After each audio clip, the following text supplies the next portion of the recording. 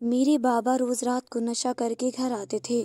जिस दिन मेरे बाबा नशा किए बगैर घर आते तो मेरी माँ जबरदस्ती उन्हें नशा करवा कर कमरे में ले जाती और 1 घंटे बाद जब निकलती तो कोई चीज कचरे वाले शॉपर में डालकर बाहर फेंक देती। मैं सारी रात माँ बाबा के कमरे में झांकने की कोशिश करती कि माँ बाबा को जबरदस्ती नशा करवा कर क्या करवाती हैं। एक दिन मैंने माँ के जाने से पहले ही मैंने थोड़ी सी खिड़की खोल दी जब दरवाज़ा, वरना मैंने अक्सर ऐसे घराने देखे हैं जहाँ नशा करने के आदी मर्द अपनी पत्नियों के साथ बुरा सलूक करते हैं और घर की चीज़ तक बेच देते हैं, मारपीट करते हैं। लेकिन मेरे घर में होने वाले किस्से बहुत अजीब थे। मैं 8वीं क्लास में पढ़ती थी। मेरे बाबा के हिस्से में 4 घर थे जिनका किराया अच्छा खासा आता था, इसलिए बाबा अगर ना भी कमाते तब भी हमारा घर अच्छा चलता था।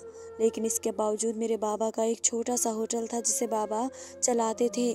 मेरे लिए हैरानी की बात ये थी कि मेरे बाबा दिन में बिल्कुल एक नॉर्मल इंसान की तरह से होते थे। उन्हें देखकर कोई ये नहीं कह सकता था कि वे नशा करते हैं।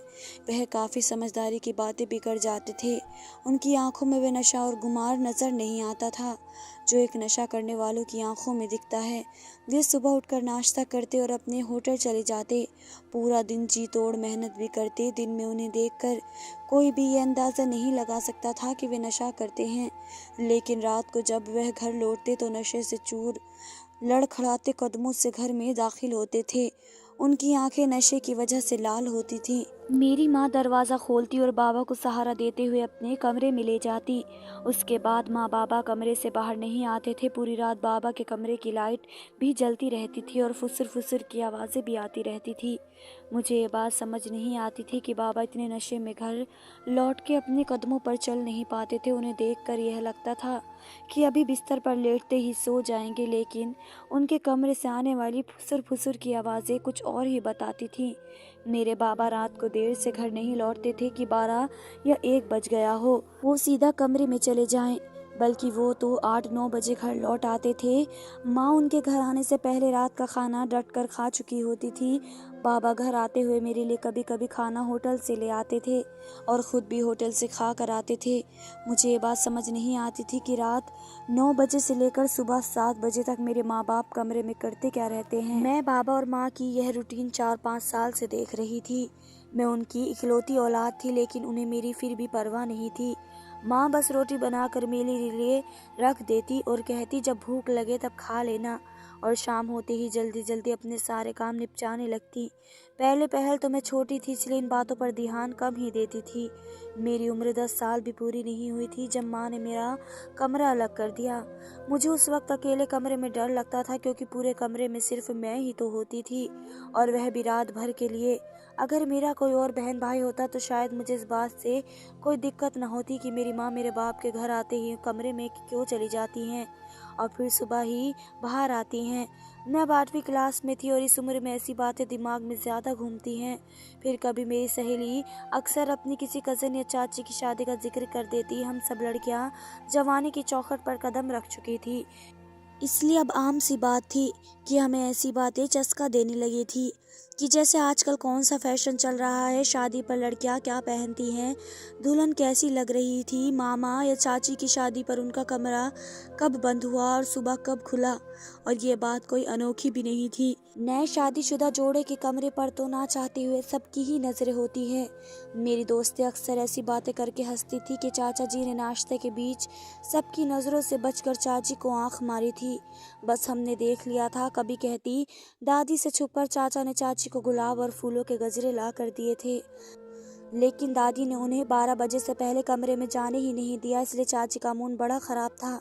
ऐसी बातें हम सब लड़कियां बड़ी दिलचस्पी से सुनती थी। अजीब बात यह थी कि हम सब में से ये किसी को पता नहीं था कि नए शादीशुदा के बंद दरवाजे के पीछे की दास्तान क्या होती है, लेकिन दिल में जज्बात कुछ अजीब से ही उठते थे। कभी जिज्ञासा सी भी होती थी कि पता भी तो चले अंदर होता क्या है। ये सवाल ऐसा था जो हम सब लड़कियों के दिमाग में उठता तो था, लेकिन शर्मा शर्माई में एक दूसरे से पूछ नहीं सकती थी। लेकिन मेरे दिल में एक सवाल अपने माँ बाप को लेकर भी उठता था, क्योंकि मेरे घर में ना तो दादी थी ना ही कोई चाचा चाची, और मेरे माँ बाप रात होते ही कमरे में चले जाते और फिर सुबह ही आते थे। जब तक मैं सो नहीं जाती थी मेरी नज़रें बार बार उनके कमरे के दरवाजे पर ही घूमती रहती थी। मैंने यूं ही एक बार अपनी सहेली से पूछ लिया, तुम चाचा चाची के किस्से तो बहुत सुनाती हो, अपने माँ बाप के बारे में कभी कुछ नहीं बताया। मेरी बात पर वह हंसने लगी। वे कहने लगी, इस उम्र में उनके क्या किस्से सुनाने, उनको तो आपस में ही गिले शिकवे ख़त्म नहीं होते। माँ अक्सर बच्चों के साथ ही सो जाती हैं और बाबा बेचारे अपने कमरे में। वक्त के साथ साथ पति पत्नी की ज़िंदगी में बदलाव आ जाता है, ना जाने क्यों, लेकिन मुझे अपनी दोस्त की बात में सच्चाई नहीं लग रही थी, क्योंकि मेरे घर तो ऐसा कुछ नहीं था। मुझे तो कम उम्र से ही अलग कमरे में सुलाना शुरू कर दिया था, और ऐसा कभी भी नहीं हुआ था कि माँ कभी मेरे साथ सोई हो। मुझे तेज़ बुखार हो, मैं बीमार हूँ या कभी डर गई हूँ, माँ को मेरी ज़्यादा परवाह ही नहीं होती थी। बस बाबा के आते ही वे किसी नई नवेली दुल्हन की तरह बाबा को लेकर कमरे में बंद हो जाती थी। ना जाने क्यों, लेकिन मैं अब ना चाहते हुए भी अपनी माँ की ज़िंदगी में दिलचस्पी लेने लगी थी। शायद मेरी उम्र में ये सब कुछ होता आम हो। फिर इस उम्र में मुझे मेरी माँ की बहुत ज़रूरत थी, जो मुझे अच्छा बुरा समझाती। लेकिन मेरी माँ के पास वक्त ही कहाँ था। मेरा सारा ध्यान आजकल मेरे माँ बाप पर था। मैंने सुना और देखा था कि नशा करने वाले मर्द के साथ रहने वाली औरतें उनके जुल्म का निशाना बनती हैं, लेकिन मेरी माँ को देखकर कोई ये नहीं कह सकता था कि वे कोई जुर्म सहती होंगी, क्योंकि सुबह जब वह कमरे से बाहर आती तो बिल्कुल ताज़ा दिखाई देती और मेरे बाबा का चेहरा बुझा बुझा सा लगता, और वह नाश्ते के साथ दर्द की दवा भी खाते थे, जैसे वे थकान से चूर हो। शायद नशे की वजह से ऐसा होता था। और मेरी माँ पराठे का नाश्ता करती थी।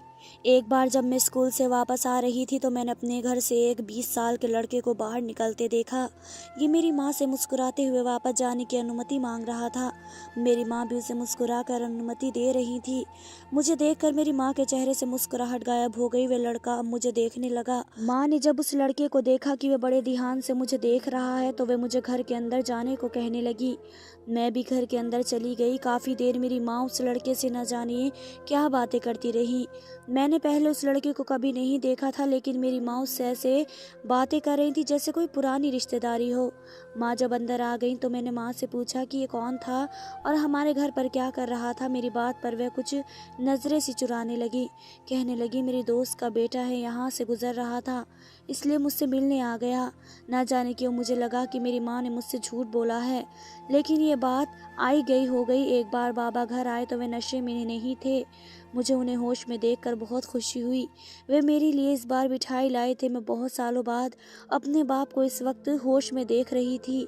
मुझे बहुत खुशी हुई, लेकिन बाबा को होश में देखकर मेरी माँ बिल्कुल गुमसुम सी हो गई। पहली बार बाबा ने आंगन में मेरे साथ बैठकर खाना खाया था। फिर मुझसे मेरे स्कूल के बारे में पूछने लगे। मुझे लगा आज मेरे लिए दीपावली का दिन है। मैं अपने माँ बाप के होते हुए भी रोज़ अकेलेपन का अजाब सहती थी। रात 8 बजे से सुबह 7 बजे तक मेरी माँ मेरे बाबा को कमरे में रखती थी, और उसके बाद मैं स्कूल चली जाती और बाबा अपने होटल में। रात को वे फिर से नशे में होते थे। मैं अपने ही घर में अपने माँ बाप के होते हुए भी यूँ रहती थी जैसा अकेले ज़िंदगी गुजार रही हूँ। आज मैं बहुत ज़्यादा खुश थी, लेकिन मेरी माँ इस तरह चुप थी जैसे उन्हें सांप सूंघ गया हो। मुझे तो लगा था बाबा को इस तरह देखकर मेरी माँ खुशी से फूले नहीं समाएंगी, लेकिन माँ तो चुप थी। उन्होंने खाना भी ठीक से नहीं खाया। मुझे अपनी माँ को देखकर हैरानी हो रही थी। खाना खाते ही मेरी माँ ने एक नशे का सिगरेट मेरे बाबा को पकड़ा दिया और कहने लगी, इसे पियो, आज क्यों तुम सिगरेट पी कर नहीं आए। अपनी माँ के मुँह से ये बात मैंने पहली बार सुनी थी, और मैं ये सुनकर हैरान रह गई थी। पत्नियां तो इस बात से खुश होती हैं कि पति ने आज नशा नहीं किया, लेकिन मेरी माँ तो खुद मेरे बाबा को सिगरेट ला कर दे रही थी। मेरे बाबा ने एक नज़र मेरी माँ की तरफ देखा और कहने लगे कि आज रहने दो, आज मैं जीना चाहता हूँ, देखना चाहता हूँ कि ज़िंदगी क्या होती है। थक चुका हूँ नशे में रहकर। मेरे बाबा के शब्दों में नमी सी घुली हुई थी। पहली बार मुझे अपने बाबा की बात सुनकर एक धक्का सा लगा, लेकिन उसके बाद जो कुछ मेरी आंखों ने देखा वह मुझे हैरान करने के लिए काफ़ी था। मेरी माँ ने लाइटर से वे सिगरेट जलाया और ज़बरदस्ती मेरे बाबा के हाथ में पकड़ा दिया और कहने लगी कि मुझे तुम नशे में चूर ही अच्छे लगते हो, पियो इसे और चलो कमरे में। मैं हैरानी से मुंह खोले अपनी माँ को देख रही थी कि मेरी माँ का ये कौन सा रूप था। जो मैं देख रही थी। मेरे बाबा ने नम आंखों से मेरी माँ की तरफ देखा और वह सिगरेट मुंह में रख लिया। तेजी से सिगरेट के कश लेने लगे। सिगरेट पीते हुए मेरे बाबा के आंसू बराबर बह रहे थे। 1 मिनट में उन्होंने वह सिगरेट तेजी से पीकर नशे के जहर को अपने अंदर उतार लिया था। इतनी देर में मेरी माँ उन्हें दूसरा सिगरेट थमा चुकी थी।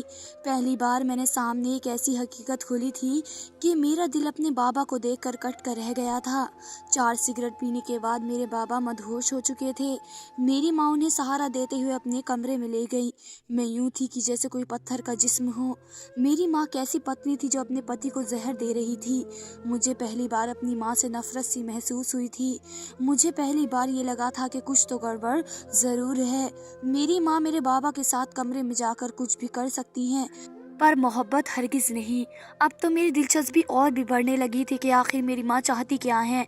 माँ का कमरा बंद होने के बाद मैंने आंगन से खाना उठाया और किचन में रखकर अपने कमरे में आकर बैठ गई। मैं आज तक ये समझती रही थी कि नशा मेरे बाबा अपनी आदत से मजबूर होकर करते हैं, लेकिन आज मुझे लग रहा था कि ऐसा नहीं है, सच कुछ और है। कहीं ना कहीं कुछ ऐसा है जो गलत है। मैं उस वक्त गहरी सोच में गुम हो गई थी। मुझे कहीं ना कहीं अपनी माँ कसूरवार लग रही थी। मुझे याद आने लगा कि अभी 6 महीने पहले ही बाबा की तबीयत नशा ज़्यादा करने से बहुत बिगड़ गई थी, तो हमें ये डर लगने लगा कि कहीं बाबा मर ही ना जाएं। मैं उन दिनों रो रो कर बाबा के लिए ऊपर वाले से प्रार्थना करती थी। माँ भी उदास थी। मैं एक दिन बाबा के लिए बैठी प्रार्थना ही कर रही थी कि जब माँ ने एक वकील को घर पर बुला लिया और बाबा के घर के कागजात लेकर बैठ गई और कहने लगी, ऊपर वाला तुम्हें ठीक कर दे, तुम्हें जिंदगी दे रमेश, लेकिन मौत एक हकीकत है। ऊपर वाला ना करे, अगर तुम्हें कुछ हो गया तो तुम्हारे भाई मुझे कमज़ोर औरत से तुम्हारी सारी जायदाद ये कहकर छीन लेंगे कि भाई की जायदाद पर हमारा भी हक है। मैं तो अपनी बच्ची के साथ रह जाऊंगी। मेरे बाबा का सांस बुरी तरह से फूल रहा था। वे बार बार खांस रहे थे। उन्होंने इनहेलर किया। उसके बाद उनकी तबीयत कुछ संभली थी। उन्होंने सारे घर और अपना होटल मेरी माँ के नाम कर दिया। मेरी माँ की आंखें उस वक्त खुशी से चमक रही थी, लेकिन मेरे बाबा 15 दिन के बाद ही ठीक होने लगे। 1 महीने में वे बहुत ज़्यादा बेहतर हो चुके थे। डॉक्टर ने उन्हें सख्ती से नशा करने के लिए मना किया था कि अगर वे बाज ना आए तो मर भी सकते हैं। लेकिन अगले ही महीने बाबा फिर से नशे में धुत घर आने लगे। मैंने माँ से बहुत कहा कि आप बाबा से कहा करें कि वे अब नशा छोड़ दें। बाबा आपसे बहुत मोहब्बत करते हैं, आपकी बात नहीं टालते। वे कहने लगी, तुम्हें क्या लगता है मैं मना नहीं करती? मैं तो रो रो कर इस आदमी को मिन्नतें करती हूँ कि नशा छोड़ दे, लेकिन वे मेरी सुनते कब हैं? माँ उस वक्त भीगी हुई आंखों से मुझसे कह रही थी। मुझे उस वक्त यही लगा कि बाबा ही नशा छोड़ने को तैयार नहीं है, लेकिन आज जो राज मेरे सामने खुला, मैं तो दंग ही रह गई। मैं पूरी रात सुकून से सो नहीं पाई। रात को बार बार मेरी आँख खुल जाती तो मेरे दिमाग में फिर से वही सारी बातें याद आने लगती। मैं उठ कर बैठ गई, फिर भी मुझे चैन नहीं आया, तो मैं अपने कमरे से बाहर निकल आई। मुझे अभी भी दबी दबी आवाज़ें कमरे से आ रही थी। मैं माँ के कमरे की खिड़की के पास आ गई। मैंने धीरे से खिड़की खोलने की कोशिश की, लेकिन खिड़की अंदर से लॉक थी। मैं मायूस सी होकर अपने कमरे में वापस आ गई, लेकिन फिर मेरे दिमाग में एक ऐसी तरकीब आई कि मैं वे सोच कर खुश हो गई। अगले ही दिन मैंने अपने प्लान के मुताबिक माँ के कमरे में जाकर खिड़की का लॉक खोल दिया, लेकिन खिड़की वैसे ही बंद रहने दी। अब मुझे रात होने का इंतजार था। पूरा दिन मैंने घड़ी की सुइयां देखकर गुजारा। आखिरकार वे वक्त भी आ पहुंचा जब मुझे यह राज भी पता चल जाता कि बंद कमरे की असल हकीकत क्या है। मैंने रात के 2 बजे वह खिड़की हल्की सी खोली और जो मंजर मैंने देखा वो मेरे रोंगटे खड़े कर गया। मेरा दिल यूं था कि धड़कना भूल गया हो। मैं सांस लेना भूल गई। मेरे बाबा जमीन पर बेसुध बेहोशी की हालत में लेटे हुए थे और मेरी माँ बेड पर उस 20 साल के लड़के के साथ। मैंने खिड़की बंद कर दी और वापस अपने कमरे में आ गई। मुझे अपनी आंखों पर यकीन नहीं आ रहा था। मेरी माँ ऐसा कैसे कर सकती हैं? तो क्या इसीलिए वे मेरे बाबा को नशा देती हैं ताकि खुद किसी नौजवान लड़के के साथ वक्त गुजार सके? खुद पर काबू पाना मेरे बस की बात नहीं थी। मैं रो रही थी। मेरे आंसू थमने का नाम नहीं ले रहे थे। मैं पूरी रात रोती रही। सुबह स्कूल के वक्त मेरी आंख नहीं खुली। मुझे 2 दिन बुखार चढ़ा रहा। मैं बेसुध अपने कमरे में लेटी रही। मुझे मेरी माँ बस खाना और दवा देती और कमरे से बाहर चली जाती। मेरे दिल में अपनी माँ के लिए बस एक ही जज्बा था और वह था नफरत का। रात को एक बार फिर मेरे बाबा मेरे कमरे में आकर बैठ गए। मैं तब भी बुखार में थी। वे मेरे सरहाने बैठकर मेरे सर पर प्यार से हाथ फेरने लगे और कहने लगे, मेरी गुड़िया को बुखार कैसे हो गया? वे उस वक्त नशे में नहीं थे। मैं बुखार की वजह से आंखें बंद किए लेटी हुई थी, लेकिन अपने बाबा की बात पर मैंने बड़ी मुश्किल से आंखें खोलकर उन्हें देखा। वह मुझे बड़ी मोहब्बत से देख रहे थे। उनकी आंखों के नीचे गहरे सियाह घेरे पड़ चुके थे। उनकी सेहत पहले से काफ़ी बिगड़ चुकी थी। मुझे अपने बाबा की हालत पर रोना आने लगा। आंखों से आंसू टूट कर निकले और बहते हुए तकिए में समा गए। मेरे आंसू देखकर मेरे बाबा तड़प रहे थे। उन्होंने फ़ौरन से मेरे आंसू साफ किए और कहने लगे, ना मेरी गुड़िया, यूँ रोते नहीं हैं। मैंने कहा, बाबा आप मुझसे कितनी मोहब्बत करते हैं। वे कहने लगे, तुम तो मेरी जान हो, मेरी बेटी हो। मैंने कहा, अगर मैं आपसे कुछ मांगूँ तो क्या आप मुझे देंगे? मेरे आंसू अब भी बह रहे थे। वे कहने लगे, सब कुछ तुम्हारे ही तो नाम है मेरी बेटी, और क्या चाहिए तुम्हें, बोलो। मैंने कहा, मुझे मेरे बाबा ला दें। यह कहकर मैं सिसकने लगी। अचानक उनका हाथ पकड़कर चूमने लगी, रोने लगी। मैंने कहा, बाबा आप नशा छोड़ दीजिए, ये नशा आपके लिए जहर है, आपको मार डालेगा। मुझसे आपका सदमा सहा नहीं जाएगा। मेरे फूट फूट कर रोने पर वह भी मुझे चुप कराने लगे। कहने लगे, तुम्हारा बाप सख्त जान है, इतनी जल्दी नहीं मरने वाला। मैंने कहा, आपको नहीं पता बाबा, माँ अच्छी औरत नहीं है। वे कहने लगे, नहीं गुड़िया, अपनी माँ के लिए ऐसे मत कहो। मैंने कहा, आप नहीं जानते बाबा कि वे क्या करती हैं। मैंने अपने बाबा को सारी बात बता दी। मुझे लगा था कि वह माँ से नाराज़ हो जाएंगे। वे कहने लगे कि तुम्हारी माँ मुझसे नफरत करती है, जो कुछ मैंने उसके साथ किया है वह मुझसे नफरत ही कर सकती है। मैंने कहा कि आप क्या कह रहे हैं? वे मुझे कहने लगे, तुम्हारी माँ मेरे बाबा के दोस्त की बेटी थी। इसके माँ बाप की एक हादसे में मृत्यु हो गई थी तो वह हमारे घर रहने लगी। मैं उम्र में से 3-4 साल छोटा था, इसलिए वह मुझे छोटा भाई ही समझती थी। लेकिन मुझे उससे मोहब्बत हो गई। जब मैंने अपनी माँ से अपनी पसंद का बताया तो मेरी माँ ने मेरी बात को एक जज्बातीपन समझा और तुम्हारी माँ की शादी किसी और से कर दी। मैं उस दिन में बहुत रोया था, पागल सा हो गया था, लेकिन मैंने कभी भी तुम्हारी माँ को ये बात महसूस नहीं होने दी। वक्त यूं ही गुजरने लगा। तुम्हारी माँ को अपने पति से बहुत मोहब्बत थी, लेकिन इसकी सास बहुत जालिम थी, पति पत्नी को चैन से रहने नहीं देती थी। फिर तुम्हारी माँ ने एक बेटे को जन्म दिया और उसके बाद भी उनके झगड़े बढ़ते ही गए, यहाँ तक कि तुम इस दुनिया में आ गई। अपने बाबा की ये बात सुनकर मैं हैरान सी रह गई कि वे मेरे सगे बाप नहीं। फिर उन्होंने कहा कि एक तुम्हारे माँ बाप का झगड़ा इतना बढ़ गया कि उस व्यक्ति ने तुम्हारी माँ से तलाक ले ली। उसके बाद वे वापस हमारे घर आ गए। उसके आते ही मैंने फिर से अपनी माँ से कहा कि वे मेरी शादी तुम्हारी माँ से करा दें। यूँ मेरी शादी तुम्हारी माँ से हो गई। तुम्हारे बाबा ने बेटा अपने पास रख लिया और तुम्हें तुम्हारी माँ को दे दिया। मुझे तुम्हारी माँ से बहुत मोहब्बत थी, इसलिए तुमसे भी हो गई। मैंने तुम्हारी माँ से साफ कह दिया था कि तुम्हारा बेटा तुम्हारे पहले पति के साथ रहता है, इसलिए तुम कभी उससे मिलोगी भी नहीं, क्योंकि वह आएगा तो उसके बाप को भी आने का बहाना मिलेगा और मैं ये बर्दाश्त नहीं करूँगा।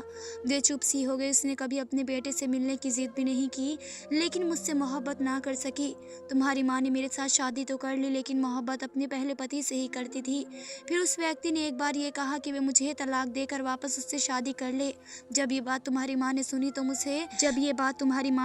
मुझसे तुम्हें मांगने लगी, पर मैंने मना कर दिया। मैंने कहा कि मैं तुम्हें कभी नहीं छोड़ूंगा। पहले मैं सिर्फ सिगरेट पीने का आदी था, मगर मेरी सिगरेट में नशा कब से डालना शुरू हो गया मैं नहीं जानता था, लेकिन मुझे सिगरेट पीने के बाद नशा सा होने लग जाता। मैं जब भी सिगरेट छोड़ने का इरादा करता, तुम्हारी माँ अपनी कसम देकर मुझे सिगरेट पिलाने लगती। ये मेरी मोहब्बत थी कि मैं मना नहीं कर सकता था। शायद वे ये समझती थी कि नशे की वजह से मैं मर जाऊंगा, लेकिन ये नशा मुझसे बस मेरा सांस ही नहीं छीन सका। मैंने तुम्हारी माँ को आज़ाद नहीं होने दिया, क्योंकि मुझसे मोहब्बत करता था और वह मुझसे तुम्हें लेने के लिए मुझे नशे में करने लगी ताकि अपने बेटे से मिल सके। वे रात को मुझे नशे में करके अपने बेटे से बातें करती है। उससे मुझसे मेरी जायदाद मांगी। मैंने सब कुछ तुम्हारे नाम कर दिया, जो तुम्हें 18 साल की उम्र में मिल जाएगा। वे मुझे नशे का आदी बनाकर मारना चाहती थी ताकि अपने पहले पति से शादी कर ले, लेकिन आज उसका वह पति ही मर गया।